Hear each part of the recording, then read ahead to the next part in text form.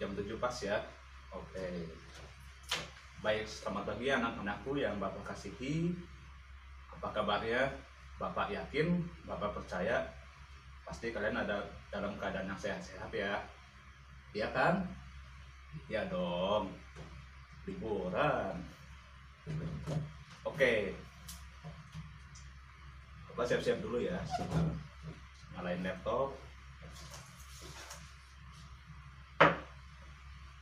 Ya, laptop sudah nyala nih anak-anak. Oke, jadi kalau minggu lalu kita sudah pertemuan, maksud saya perkenalan ya. Perkenalan kan udah kita udah kenal. Maksudnya perkenalan kepada pembelajaran kita yang akan diadakan selama 2 semester ke depan ya. Oke.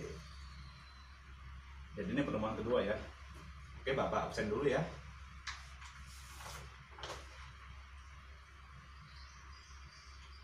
Oke, yang pertama Nurul Wasila Sirki hadir.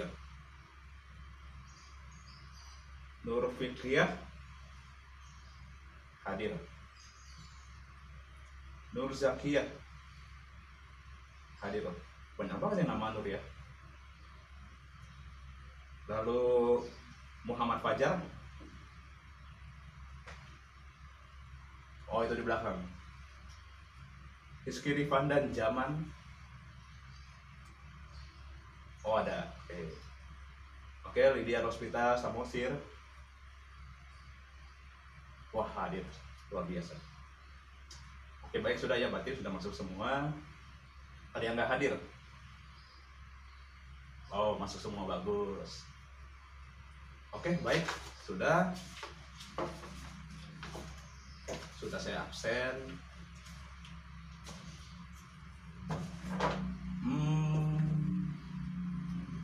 Ini saya lihat nih masih banyak sampah di bawah lantai. Meja masih pada berantakan, kan nggak enak ya. Ayo, jadi anak-anak kalian angkat itu sampah, buang ke tong sampah. Saya kasih waktu, rapiin mejanya, kan? Biar apa? Ayo, biar apa? Ayo, biar kita belajarnya enak. Kalian belajarnya enak dalam kondisi yang nyaman. Saya juga ngeliatnya enak, kan? Yuk, cepat ayo kita mau mulai.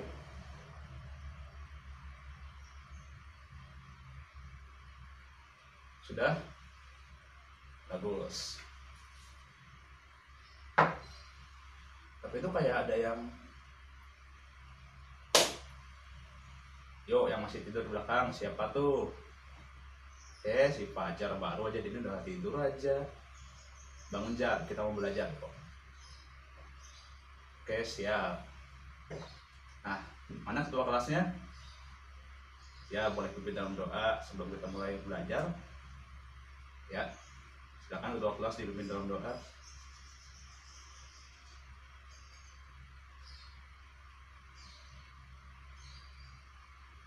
Amin. Oke, kalian sudah keluarkan bukunya? Yuk, keluarkan dulu bukunya. Yang ini nih, buku ekonomi kelas 3. Nah, oke. Sekarang tutup bukunya, masukkan tas, keluarkan selembar kertas. Kita ulangan hari ini.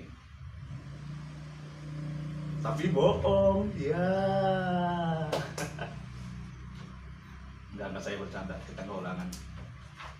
Masa pertemuan kedua udah langsung ulangan, kan? Nggak lucu. Nah, baik. Siapa yang tahu pada hari ini kita akan belajar mengenai apa? Ada yang tahu? Gak ada yang tahu? Ya, sudah Bapak juga sih. Oke, kita langsung buka di halaman pertama. Sebentar. Ini bukunya lumayan ya. Oke, halaman pertama. Tapi ini halamannya banyak juga. Oke, jadi hari ini anak-anak kita akan belajar mengenai tingkatan manajemen. ya kita belajar tentang manajemen tapi lebih menjurus ke tingkatannya nih. Nah Pak, mau tahu apa sih yang kalian ketahui dari namanya manajemen? Unsur-unsur apa aja yang ada di dalamnya nih? Kita di sini ngebahasnya soal manajemen yang ada di suatu perusahaan ya, bukan manajemen yang di kayak sekolahan atau di tempat usaha lain, tapi kita di satu perusahaan. Artinya nih manajemennya nih luas gitu. Ayo, gak ada yang tahu. Oke, biasa kalau yang kita kenal tuh dari di perusahaan pasti ada namanya pimpinan perusahaan, ada yang namanya bawahan atau orang-orang yang bekerja di bawah pimpinan tersebut, orang yang dipimpin oleh seorang pimpinan perusahaan. Tapi di sini kita akan bahas mengenai yang namanya ada 3 bagian dari namanya tingkatan manajemen. Yang pertama itu adalah top manajemen. Top manajemen, top atas manajemen ya, manajemen yang ada di tingkat paling atas gitu kan. Lalu di bagian kedua ada yang namanya middle management atau manajemen tengah. Dan yang paling bawah ada yang namanya lower management atau low management, manajemen yang ada di tingkat paling bawah. Masing-masing ini punya fungsi masing-masing. Top management punya fungsi masing-masing, middle management punya fungsi masing-masing, lower management pun punya fungsinya lagi gitu. Dan di setiap bagian ini itu ada orang-orang yang bekerja dalamnya, ada jabatan-jabatannya gitu. Nah mungkin kalian belum banyak yang tahu kan anak-anak mengenai top management, middle management, lower management. Apa pun nggak tahu sih. Enggak. Kita bercanda aja ya, kita santai aja ya, proses serius banget. Nah, oke, Bapak bacain. Kita mulai dari top manajemen dulu ya. Top manajemen itu disebut juga dengan manajemen puncak atau manajemen eksekutif, yaitu manajer yang bertugas membuat kebijaksanaan umum, atau bisa juga disebut manajer yang kegiatan kerjanya lebih banyak mengandalkan pikiran daripada fisik. Oke, menggunakan pikiran daripada fisik, lebih banyak pakai pikirannya nih daripada fisiknya. Kenapa begitu? Karena yang namanya top manajemen itu mereka lebih banyak tuh kerjanya di dalam kantor, bisa dibilang seperti itu. Jadi lebih banyak kerja itu di balik meja gitu, bukan di lapangan. Nah, manajemen puncak ini terdiri dari anggota-anggota Board of Management atau Dewan Direksi dan Pimpinan Perusahaan. Nah, kenapa tadi top manajemen lebih banyak pakai menggunakan pikiran dibandingkan fisik? Karena mereka tuh punya tugas, yaitu yang pertama menentukan sasaran dan kebijaksanaan yang akan dipakai di perusahaan. Sasarannya apa nih? Yaitu meraih keuntungan. Dan kebijaksanaannya apa nih? Kebijaksanaan yang akan dipakai untuk meraih keuntungan dari perusahaan tersebut. Nah, lalu memberikan bimbingan dan pengarahan kepada siapa? Tentunya kepada orang-orang yang ada di tingkat yang ada di bawahnya, di bawah dari top manajemen ini. Lalu menentukan standar kerja, apa yang harus dipakai, standarnya, bagaimana caranya supaya kinerja dari perusahaan, kinerja dari karyawan itu bisa menghasilkan kinerja yang baik gitu kan. Lalu memelihara hubungan masyarakat yang baik. Ini seperti hubungan masyarakat ya, ialah hubungan masyarakat. Jadi yang namanya perusahaan itu pasti ada namanya kerjasama dengan perusahaan lain. Nah, itu disebut menjaga hubungan masyarakat yang baik. Nah, jadi kelihatan nih emang lebih banyak menggunakan pikirannya, pakai otaknya dibandingkan pakai fisik. Karena harus berpikir bagaimana supaya perusahaan tersebut bisa meraih keuntungan.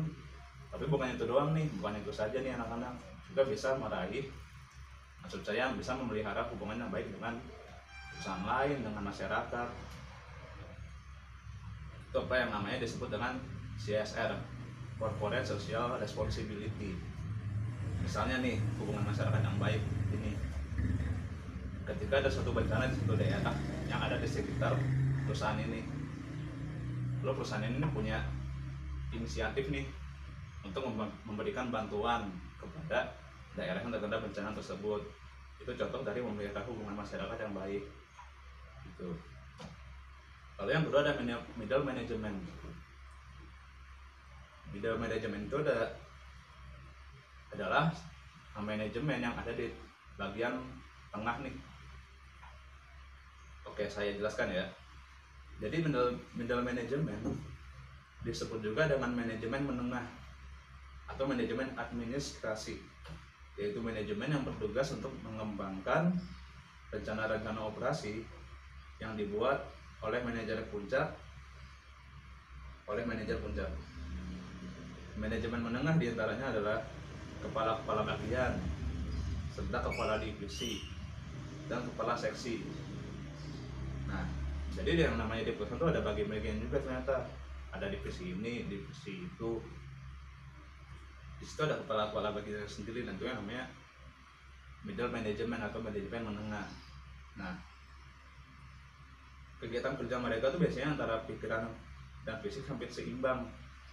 Jadi beda sama top manajemen yang tadi yang di atas itu sepenuhnya menggunakan pikiran mereka, tapi kalau middle management selain pikiran ada pakai tenaga juga lah itu istilahnya. Ini saya sebutkannya beberapa tugas manajemen menengah, boleh dicatat gitu. Kalau yang mungkin otaknya daya ingatnya kuat, silahkan gak usah dicatat, diingat saja.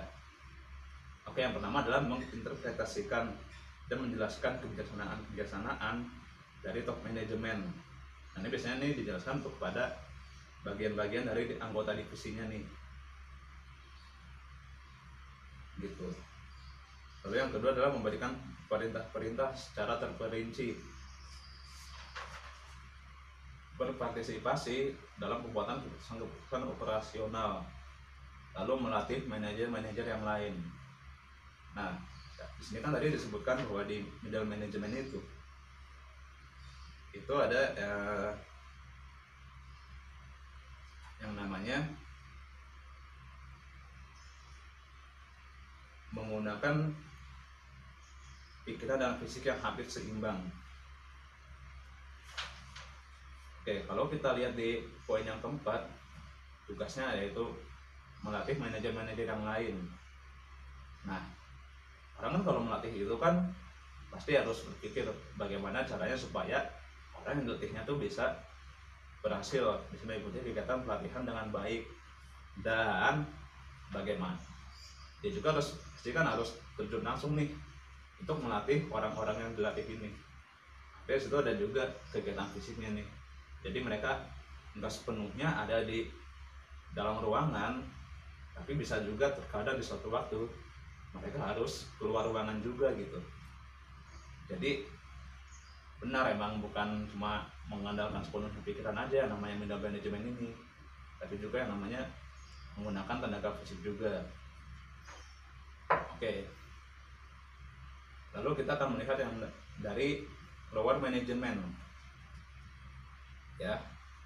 Lower management ini disebut juga dengan manajemen pelaksana atau manajemen pengawas, yaitu manajer yang bertugas melaksanakan rencana yang dibuat oleh manajer menengah. Nah, ini yang bedanya nih. Kalau lower management itu lebih banyak menggunakan tenaga fisiknya, bisa dibilang gitu.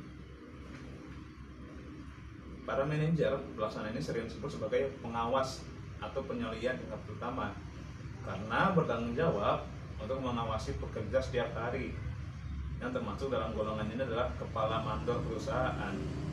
Mereka biasanya bekerja lebih banyak menggunakan fisik daripada pikiran. Coba kalau kita pikir mandor, istilahnya tuh kita kan sering lihat kalau kita lagi di jalan ada proyek pengerjaan jalan, pasti ada orang yang bertanggung jawab atas setiap pekerja proyek tersebut yang disebut tuh mandor. Mandor itu emang kita pernah lihat ya kerjanya ada di dalam ruangan? Enggak kan, mereka kerja langsung di lapangan mengawasi orang-orang yang bekerja di dalam proyek tersebut. Jadi mandor ini pasti harus punya tenaga fisik yang baik, karena dia pemimpin, tapi mimpinya ini bukan dalam ruangan yang ada fasilitas AC segala macam, tapi di alam terbuka gitu, di lapangan. Kalau proyeknya di proyek pengerjaan jalan, ya tentu di jalanan, udara panas, berkeringat, menguras fisik gitu kan. Nah, jadi manajer yang ada di lower manajemen ini tuh mereka punya tanggung jawab untuk mengawasi pekerja setiap hari. Tugas dari manajer tingkat bawah diantaranya adalah merencanakan kegiatan sehari-hari, membagi tugas kepada para pekerja, melakukan pengawasan dan pengendalian kegiatan para bawahannya, mengatur material, peralatan dan perlengkapan kerja, memelihara disiplin. Coba kita lihat kalau kita lihat di poin 3, melakukan pengawasan dan pengendalian kegiatan para bawahannya. Nah, si manajer ini yang ada di lower manajemen itu tuh enggak melakukan pengawasan, itu pengendaliannya enggak dari dalam ruangan, tapi langsung di mana para bawahannya bekerja. Nah, di situ juga ada dia tuh. Di situ juga dia mengawasi, di situ juga dia mengendalikan para bawahannya gitu. Jadi bukannya dia ada di dalam ruangan, dia mantau dari jauh, ngawasin dari jauh tuh enggak. Lalu dia mengatur material, peralatan, dan perlengkapan kerja. Dan dia juga membuktikan bahwa kalau dia mengatur, dia ada juga di situ. Itu kita sudah lihat jelas kalau dari contoh nyata yang ada di sekitar kita adalah dari mandor yang bekerja mengawasi pada bawahannya yang bekerja di satu proyek. Nah, lalu kalau digambarkan tingkat-tingkatan manajemen tersebut, itu ada bagannya, ya nggak ada papan tulis ya. Oke, saya jelasin aja. Jadi ini bagannya ini ada segitiga nih, segitiga. Lalu ada garisnya 1, 2. Yang paling atas itu top manajemen, yang tengah itu middle manajemen, yang ketiga itu lower manajemen gitu. Jadi ada bagiannya juga. Kalau ada papan tulis dia mau saya tulis gitu, cuma nggak ada. Jadi nggak apa-apa ya, saya pakai ilustrasi tangan aja ya, tangan apa, kita berimajinasi saja, imajinasi. Oke. Nah, kita udah belajar tadi mengenai 3 tingkatan manajemen. Sebentar ya, maaf sebentar.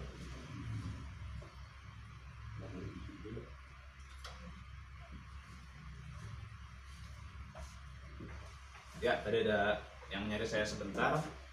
Oke, kita lanjutkan. Jadi tadi anak-anak kan sudah belajar mengenai yang namanya 3 tingkatan manajemen. Ada top manajemen, middle manajemen, dan juga lower manajemen. Nah, sekarang kalian saya kasih waktu untuk bikin kelompok, terserah berapa aja. Saya nggak mau ngasih sini sama sini, sini sama ini, enggak. Terserah anak-anak saja, enaknya gimana. Kalian diskusikan mengenai apa yang telah kalian dapat di pelajaran pada hari ini. Nanti saya jelaskan, nggak banyak kan ini kan, cuma sedikit doang materi dan nggak sulit kok. Jadi nanti kalian diskusi, mungkin kalian ini kerja kelompok di rumah masing-masing saja ya. Bisa kalian nanti ketemu di luar, janjian kerja kelompok, dan minggu depan apa yang udah kalian diskusikan masing-masing itu nanti kalian presentasikan ya. Kalian presentasikan di depan kelas untuk penilaian kalian juga. Nah, untuk tugas sih saya rasa tidak ada dulu mungkin ya, karena ini masih bisa dibilang pertemuan awal. Jadi untuk sementara tugasnya hanya tadi saja nih, tugas kelompok untuk kalian presentasikan minggu depan. Nanti untuk nama-nama kelompoknya kalian bisa share di grup kelas ya. Jadi nanti kalian share di situ, ketua kelas nanti mungkin yang bisa nge-share aja ya, biar nggak usah banyak-banyak nih, biar grup yang gak rame juga, nggak bikin HP jadi lemot ya. Oke, nah itu saja. Terakhir mungkin saya mau kasih beberapa kata-kata ya, untuk kalian bisa semangat selama seminggu ke depan. Saya harap dengan berakhirnya pada pembelajaran kita pada hari ini, kalian nggak patah semangat. Anak-anakku yang kasihi, Bapak yakin ketika kalian menghadapi 1 minggu ke depan dengan penuh semangat, kalian terus belajar, itu akan ada masa depan kalian yang akan kalian raih. Tentunya masa depan yang baik, masa depan yang cerah. Karena itu jangan pernah bosan untuk belajar. Kalian adalah murid, kalian adalah pelajar. Memang tugasnya adalah untuk belajar. Oke? Jangan pernah bosan untuk belajar, sehingga nanti kalian ketika kalian sudah masuk ke dunia kerja, kalian bisa bikin bangga keluarga kalian, bisa bikin bangga orang tua kalian, gitu. Kalian bisa bangga daerah, bisa bikin bangga daerah kalian. Terlebih lagi, kalian bisa bikin bangga negara dan bangsa Indonesia, gitu. Oke? Mungkin pertemuan kita pada hari ini cukup sampai di sini. Kita akhiri dengan saya ucapkan terima kasih atas perhatian anak-anak. Saya ucapkan selamat pagi, sampai jumpa di minggu depan. Saya matiin dulu ya.